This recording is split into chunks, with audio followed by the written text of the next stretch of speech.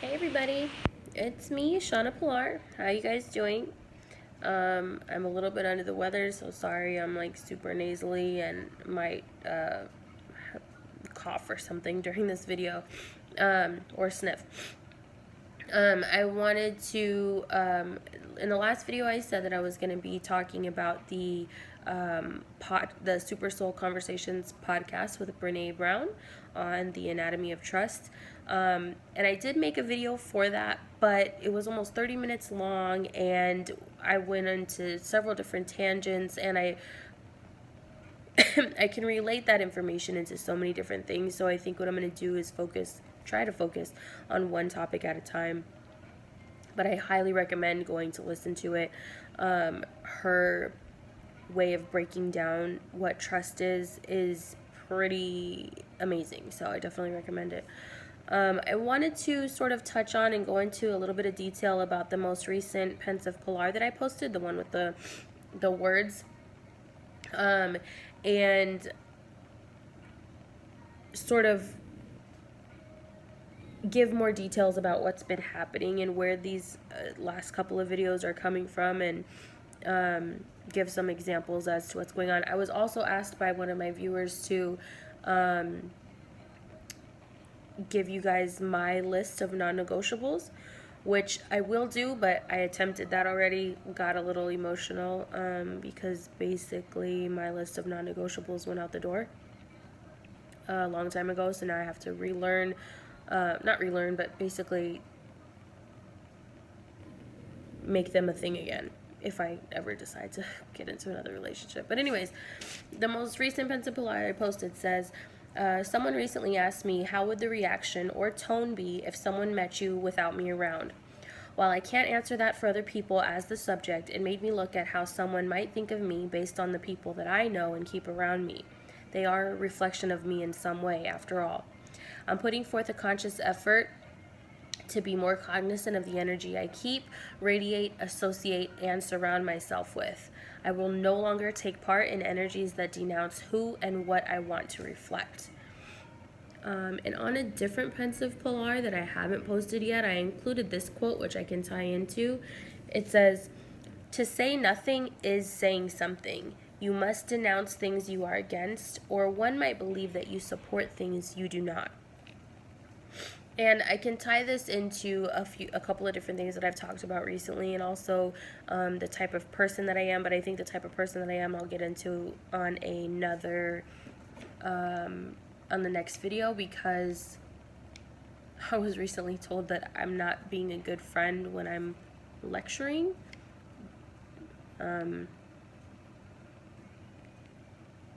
I'm just being me. Anyways, that's for another time. So as far as the most recent Pensive Pilar is concerned, about the tone that is set when somebody, if you told somebody that you knew me, what would the tone be?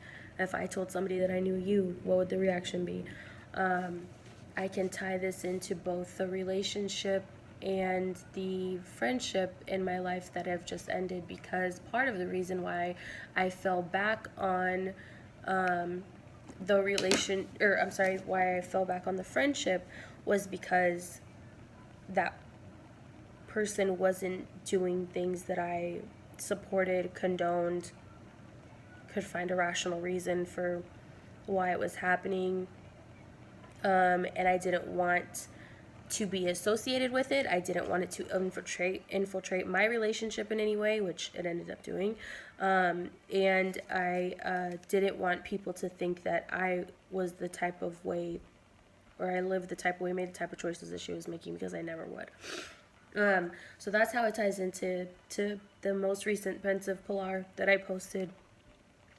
In addition, once I took myself, I took the step back from that friendship, I started kind of realizing that my girlfriend was the same way. And so basically what happens is, the reason why the fallout was intertwined, like I mentioned in the last reflections videos, is because ultimately what started happening is that my friend started getting really cozy with my girlfriend, to the point that secrets were being kept behind my back. not just from my girlfriend, but my friend was keeping the secrets of my girlfriend behind my back. And so I found out about it, but that was a reflection of how she was living her life, and also a reflection of my girlfriend and how she was living her life, which is other reasons why we broke up. But ultimately, it makes sense that they became friends, and because they're so much alike. And I was not like the friend that I took the step back from, that I'm no longer friends with. And so I've had a lot of time to reflect on that, and it makes so much sense now. While it was happening, it made me really uncomfortable, and I had conversations about it, like saying, hey, this is kind of weird. Like, you're supposed to be my friend, but yet there's something happening with the two of you that I don't understand, and it's making me uncomfortable. And of course, I've been accused of, you just didn't want them to be friends, or you didn't want me to be friends with her, from either one of them. And that's not really the case, to be perfectly honest. If I'm not your cup of tea, if you can't handle the type of friend that I am, that's completely fine. What I expect in return is a conversation to let me know that our dynamic has changed, because I'm not going to go to people in relationships. Your boyfriend or girlfriend has a set of friends, you have your own set of friends. Yes, sometimes y'all come together, sometimes y'all are cool, sometimes you have mutual friends, right? But I'm not going to go to my girlfriend's friends with things that are happening in my life, things that are making me upset, for advice. Like, I'm not going to do that. That's her set of friends. Just like I wouldn't expect her to come to my friends for that. So with that being said, if this friend of mine that I introduced to my girlfriend all of a sudden starts becoming friends with her, I kind of need to know that, because that changes the way I'm going to interact with my friend.